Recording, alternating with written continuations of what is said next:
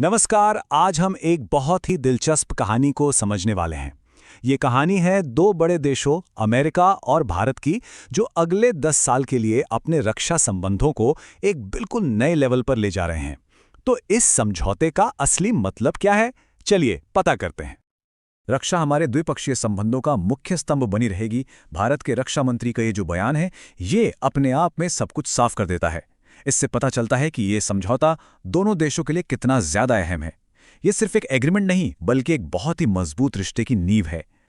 तो वो बड़ी खबर आखिर है क्या, जिसने पूरी दुनिया का ध्यान अपनी तरफ खींचा है?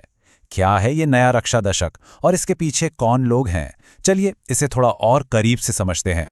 देखिए, ये सिर्फ कोई कागज का टुकड़ा नहीं है। ये तो अगले 10 सालों का एक पूरा का पूरा रोड मैप है। इस पर भारत के रक्षा मंत्री राजनाथ सिंह और अमेरिकी सेक्रेटरी ऑफ वॉर पीट हेग्सेथ ने मलेशिया के कुआलालंपुर में साइन किए हैं, जो इसे और भी ज्यादा महत्वपूर्ण बना देता है। लेकिन कहानी में एक मजेदार ट्विस्ट है। जहां एक तरफ डिफेंस में इतनी गहरी दोस्ती की बात हो रही है, वहीं दूसरी तरफ इकोनॉमिक फ्रंट पर थोड़ी खींचतान भी चल रही है। आइए इस विरोधाभास को भी समझते हैं। तो एक तरफ तो डिफेंस के रिश्ते मजबूत हो रहे हैं, नए समझौते हो रहे हैं, दोनों देशों की सेनाएं साथ मिलकर एक्सरसाइज कर रही हैं। वहीं दूसरी तरफ ट्रेड में मतभेद हैं, टैरिफ और तेल खरीदने जैसे मुद्दों पर बहस चल रही है। ये दिखाता है कि ये रिश्ता कितना कॉम्प्लेक्स और अनोखा है। और इसका मतलब ये है कि दोनों देश अपने रक्षा संबंधों को इतनी ज्यादा अहमियत देते हैं कि वो व्यापारिक मतभेदों को इसके बीच नहीं आने दे रहे हैं। ये उनकी लंबी दूर की स्ट्रेटेजिक सोच को दिखाता है। तो फिर इस समझौते के अंदर असल में है क्या? अगले 10 सालों में भारत और अमेरिका मिलकर क्या करने का प्लान कर रहे हैं? चलिए इसके जो मेन गोल्स हैं उन पर एक नजर डालते हैं।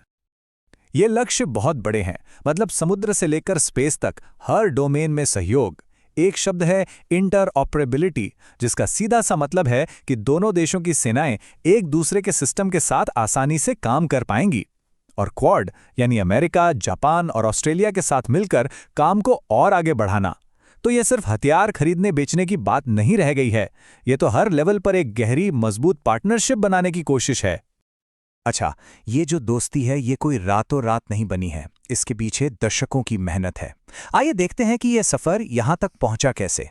जरा इस टाइमलाइन को देखिए। 2013 से लेकर आज तक हर कदम ने इस रिश्ते को और मजबूत किया है। बीच में में जो लीमोआ, COMCSA और BECA जैसे बड़े समझौते हुए, उन्होंने दोनों सेनाओं को एक दूसरे के बेस, कम्युनिकेशन सिस्टम और टेक्नोलॉजी इस्तेमाल करने की इजाज़त दी, जिससे वो और भी ज़्यादा करीब आ गए। और ये सिर्फ बातें नहीं हैं, ये जमीन पर हो रहा है।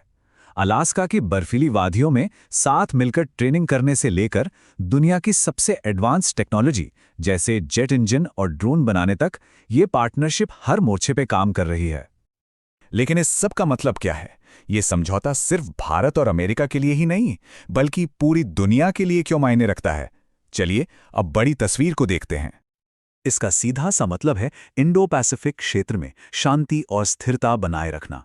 अक्सर इस पार्टनरशिप को चीन के बढ़ते प्रभाव के सामने एक संतुलन बनाने की कोशिश के तौर पर देखा जाता है, ताकि सभी देश आज़ादी से व्यापार कर सकें और अपने फैसले खुद ले सकें। हमारी रक्षा साझेदारी क्षेत्रीय स्थिरता और प्रतिरोध के लिए एक आधारशिला है। ये अमेरिकी नजरिया भी बिल्कुल वही कहानी कहता है। मतलब ये पार्टनरशिप सिर्फ दो देशों के लिए नहीं है, बल्कि पूरे क्षेत्र के भविष्य के लिए है। तो आखिर में हम इस बड़े सवाल पर आकर रुकते हैं, क्या रक्षा की ये मजबूत दोस्ती व्यापार के मतभेदों को भी पाट पाएगी? क्या ये पार्टनरशिप एक नए इकोनॉमिक चैप्टर की शुरुआत करेगी? खैर, इसका जवाब तो आने वाला वक्त ही देगा।